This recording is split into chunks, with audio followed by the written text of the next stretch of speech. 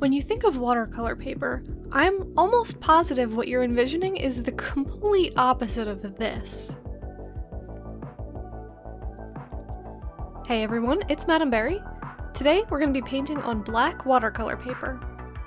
I know what you might be thinking, isn't watercolor transparent? How is it even going to show up on black paper? And you're right, in part. Some pigments are more transparent than other pigments, and gouache is a type of watercolor with fully opaque pigments. Not to mention metallic, iridescent, and color shift pigments that show up differently on black backgrounds than they would on white backgrounds. So today we're going to be testing out this paper to see how it handles gouache. Before we jump in, if you end up finding this video helpful, then give it a like for me and make sure you're subscribed so you don't miss art videos in the future.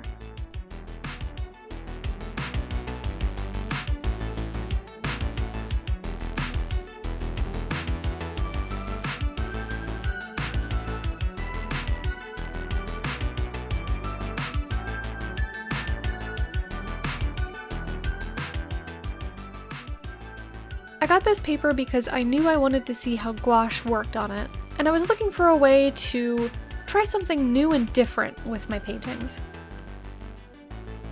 So today, we're painting a cyberpunk-inspired portrait.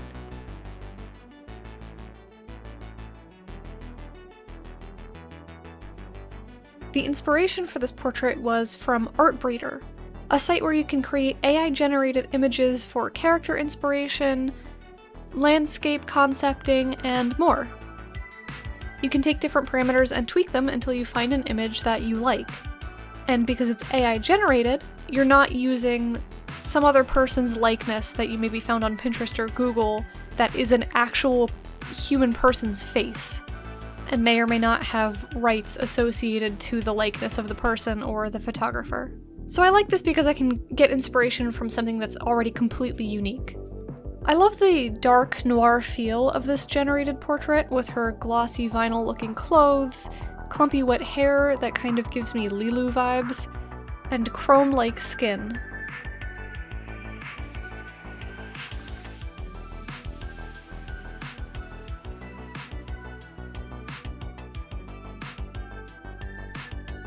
Artbreeder sometimes gives you strange artifacts on the image, which I love because it leaves some parts of the portrait up to artistic interpretation. I decided to turn the blotchy red bits near the bottom of the AI image into a leather jacket with big shoulder pads, like Lexi Rivers from 2064 Read Only Memories.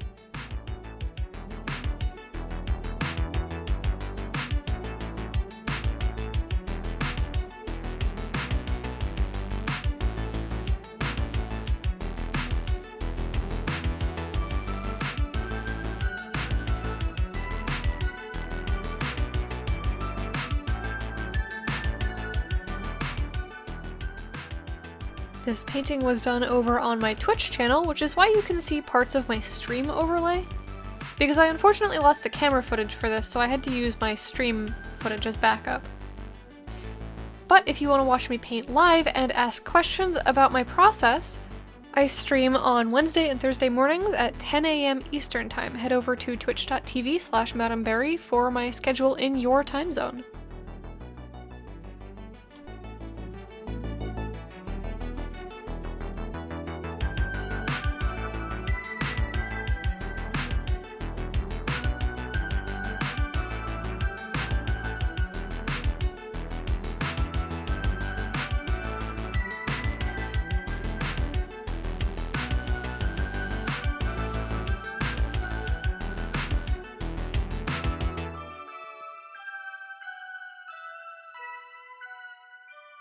This paper really makes colors pop spectacularly. But it works differently from typical white watercolor paper.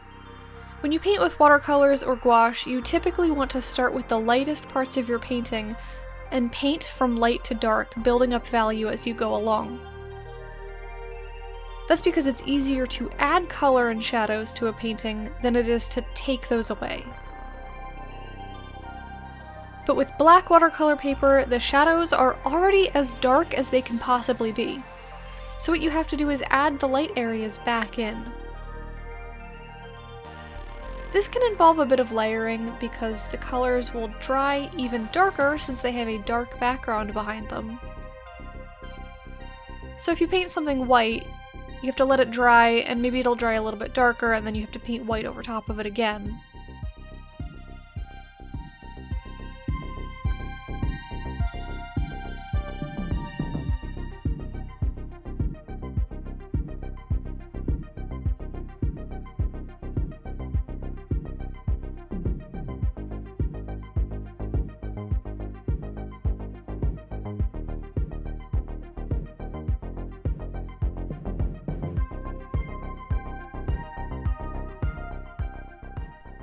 I actually find it a bit easier to work on this paper than on white paper, since if you mess up and you make something too light, it's pretty easy to paint it again darker, instead of trying to re-whiten something that mistakenly got colored in when you're using white paper.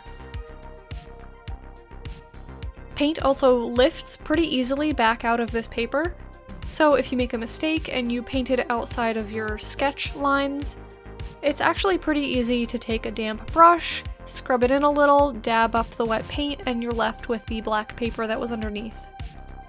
You can do that on white paper too, but sometimes it leaves a little bit of a stain depending on what pigment you used. So despite being a very different process, I actually enjoyed using this paper a lot more than I enjoy using white paper.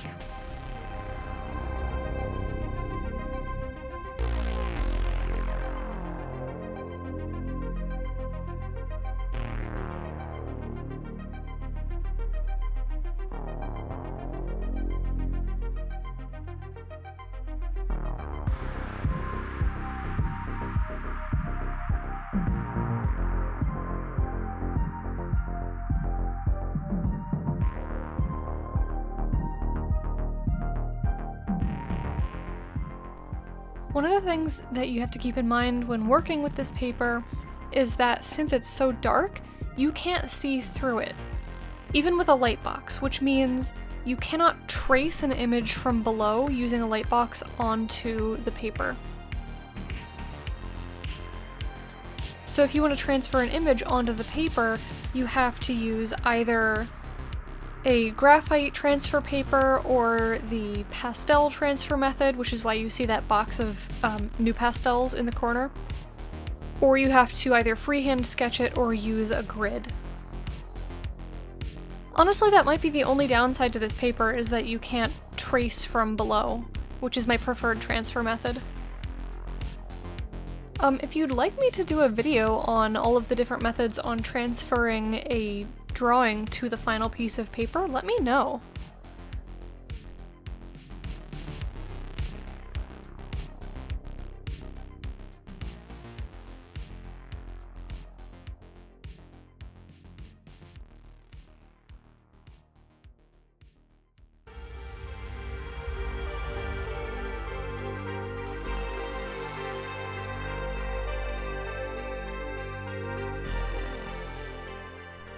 Another upside is that I can just leave the background black.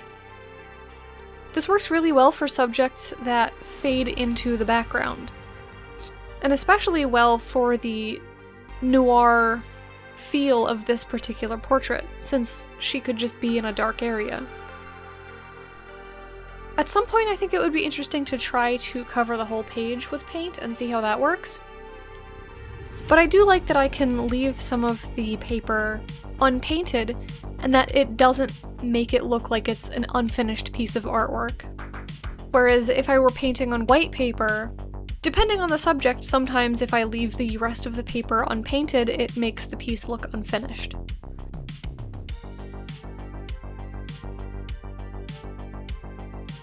As for the absorbency and stability of the paper, I haven't tried it with heavy washes, but I don't imagine it would hold up very well. The fibers seem a bit softer than your typical cold-pressed watercolor paper, so I don't think they would be able to take a lot of heavy application of water. The fibers also pull up a little bit when I remove the tape, so I have to be careful when I do that.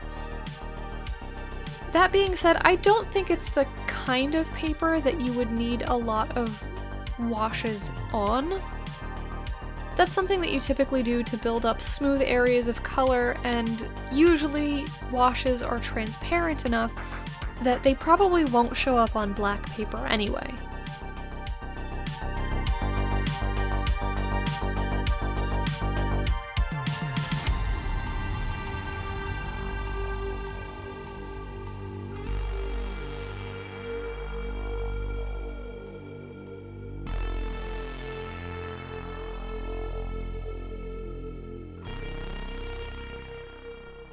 Overall, I'm super happy with this paper, and I can't wait to paint on it more.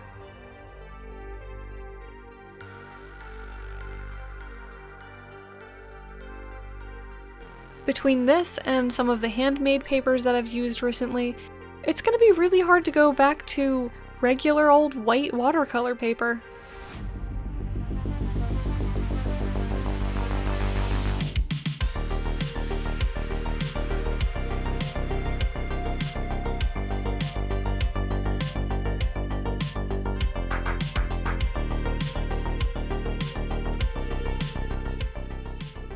What unique and interesting art supply should I try next? I love hearing about weird supplies, so leave me some suggestions in the comments. If you want to see me paint on some glow-in-the-dark paper, you heard me right. Check out this video here. Until next time, take care.